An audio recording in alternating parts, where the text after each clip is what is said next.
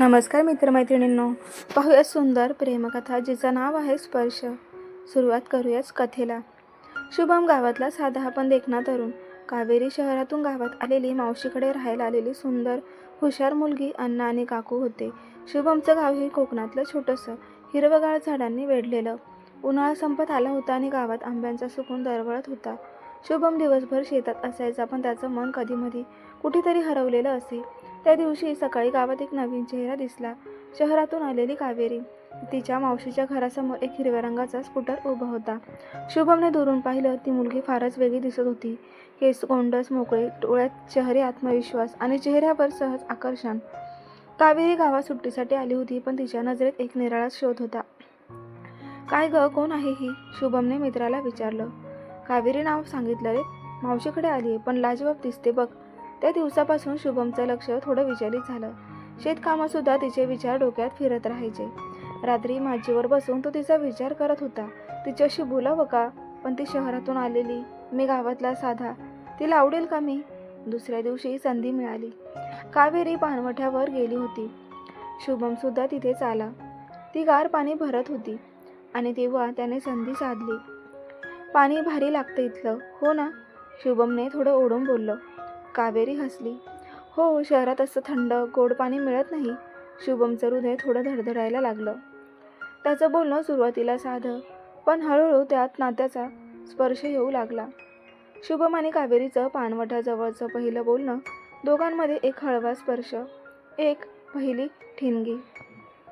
गावातला तो आठवडा काहीसा वेगळाच होता. कावेरी आता रोज संध्याकाळी मावशीसोबत वाड्याच्या पायरीवर बसायची. शुभम बहाणे काढून त्या रस्त्यावरून यायचा. एकदा बैलगाडी दुरुस्त करायचं म्हणतो, तर कधी मावशीच्या बागेला खत घालायला सांगतो. एका संध्याकाळी पावसाची थोडी सर आली. कावेरीने आभाळाकडे पाहिलं. केस थोडे भिजले. तिच्या अंगावर एक पांढरा शुभ्र कुर्ता आणि भिजल्यामुळे तिचा रंग गोरा अधिकच चमकतोय. शुभमने दुरून पाहिलं आणि क्षणभर त्याचा श्वास थांबला. पण अचानक मावशीने घरात घेतलं तिला. शुभम परत गेला, पण त्या रात्री तो झोपू शकला नाही. त्याच्या मनात फक्त तीच होती. दुसऱ्या दिवशी सकाळी शुभम शेतात पाणी देत असताना कोणीतरी मागून आवाज दिला. हॅलो. तो वळला तर कावेरी. मला जरा शेत पाहायचं होतं, तू मदत करशील का? तिचा आवाज संकोचलेला पण हसरा. शुभमच्या चेहऱ्यावर एक मदाळ हसू. हो हो, का नाही. तो तिला दाखवत होता मिरच्यांचं पीक, कोथिंबीर, पाण्याचं नळजाळं. दोघांच्या खांद्याजवळ. कधी हलकासा हात लागतोय, कधी नजरेला नजर भिडते आणि हृदयाची स्पंदनं वाढत जातात. कावेरी थोडी मागे वळली तेव्हा तिची ओढणी झाडाला अडकली. शुभम पुढे झाला ते सोडवायला. मेघ फार जवळ आले इतकं की तिचा श्वास त्याच्या छातीवर लागत होता. ती हलक्याच आवाजात म्हणाली, तुला माहितीये, इथं आल्यापासून मी दिवसात फक्त तुझी वाट पाहते. शुभम काहीच बोलू शकला नाही. फक्त तिच्या डोळ्यात बघत राहिला. ती संध्याकाळ नातं थोडं चाळवतं. त्या संध्याकाळी कावेरीने शुभमला वाड्याच्या मागच्या अंगणात बोलवलं. मावशी घरातच होती, पण दोघांचं नातं आता लपून छपून वाढत होतं. कावेरी, तुला माहितीये शुभम, मी शहरात खूप काही पाहिलंय, पण असं प्रेम इतकं शांत, मनात शिरणारं कधीच नाही मिळालं. शुभम तिच्या हातावर हात ठेवत हलकेच बोट फिरवतो. त्या क्षणी दोघांचं हृदय एकत्र धडधडू लागतं. तिच्या गालावरच्या केसांवर त्याचं बोट जातं. ती डोळे बंद करते आणि एक क्षण तो तिच्या कपाळावर हलकं चुंबन घेतो. दोघांमध्ये शांतता, पण त्या शांततेत असतो खोल प्रेमाचा आवाज. ते काही क्षण होते जे नुसते हृदयाचे नव्हते, तर शरीराच्या खोल अंतःकरणातून उमटले होते. कावेरी आणि शुभम मागच्या अंगणात एका पानगळीखाली बसले होते. दोघांच्याही अंगावर फक्त एक पातळ शाल. वाऱ्याच्या झुळकेसोबत तिचे केस त्याच्या गालाला स्पर्शत होते. तिचा श्वास त्या मोकळ्या हवेच्या थंडीत जास्त जवळ जाणवत होता. शुभम तिच्या डोळ्यात बघत राहिला एकटक. तिची नजरही त्याला थांबवू शकत नव्हती. शुभम, ती हळूच म्हणाली, माझा असा हात धरलेला कोणीच नव्हता, पण तुझ्या हातात सगळं सुरक्षित वाटतंय. शुभमने हलक्या स्पर्शाने तिचा हात धरला आणि बोटांमधून आपली ऊब सोडली. दोघांचे हात एकमेकांमध्ये मिसळले. शुभमच्या अंगठ्याने तिच्या नाजूक हाताच्या मागच्या हातावर एक हलकं वळण घेतलं. तिने डोळे मिटले आणि तिच्या ओठांवर एक अनाहूत थरथर झाली. शुभम तिच्या इतका जवळ गेला की दोघांचे श्वास एकमेकांवर मिसळले. त्याने तिच्या गालाजवळ ओठ नेले. एक कोमल स्पर्श, मग दुसरा, आणि मग एक खोल शांत गहिरं चुंबन. कावेरीच्या ओठांनीही प्रतिसाद दिला. ती थोडी थरथरली पण मागे सरली नाही. तिच्या हातांनी त्याचा गळा हलकासा पकडला. दोघंही त्या चुंबनात हरवले. कावेरीने त्याच्या खांद्यावर डोकं ठेवलं. शुभम, मला वाटतं मी फसते आहे, पण ह्या प्रेमात हरवायला मला हरकत नाही. शुभम तिच्या केसांवरून हात फिरवत म्हणाला, तुला माझी भीती वाटते का? ती थोडी शांत झाली. त्याच्याकडे बघून म्हणाली, नाही, उलट मला तुझ्यात स्वतःचीच एक ओळख सापडते. ती थोडी शांत झाली. त्याच्याकडे बघून म्हणाली, नाही, उलट मला तुझ्यात स्वतःचीच एक ओळख सापडते. त्या रात्री कावेरी मावशीच्या घरात झोपलेली. शुभम आपल्या माचीवर, पण दोघंही जागे, एकमेकांच्या विचारात. फोन नव्हता, मेसेज नव्हते, पण मनात चालू होता प्रेमाचा संवाद. शुभमच्या अंगावर तिचा गंध रेंगाळत होता आणि कावेरीच्या हृदयात त्याचं नाव दाटून आलं होतं. ती संध्याकाळ कावेरीला आता गावातल्या प्रत्येक कोपरा प्रिय वाटू लागला होता. पण तिच्या मनात एकच ओढ होती, शुभम. मावशी काही दिवसांसाठी बाहेरगावी गेल्या. कावेरी घरात एकटी आणि तिच्या मनात एक हळूवार विचार, आज शुभमला बोलवावं का? शेवटचा आठवडा आहे आणि काहीतरी अधुरं वाटतंय. तिने शुभमला लाजत फोन केला, तू येशील का जरा?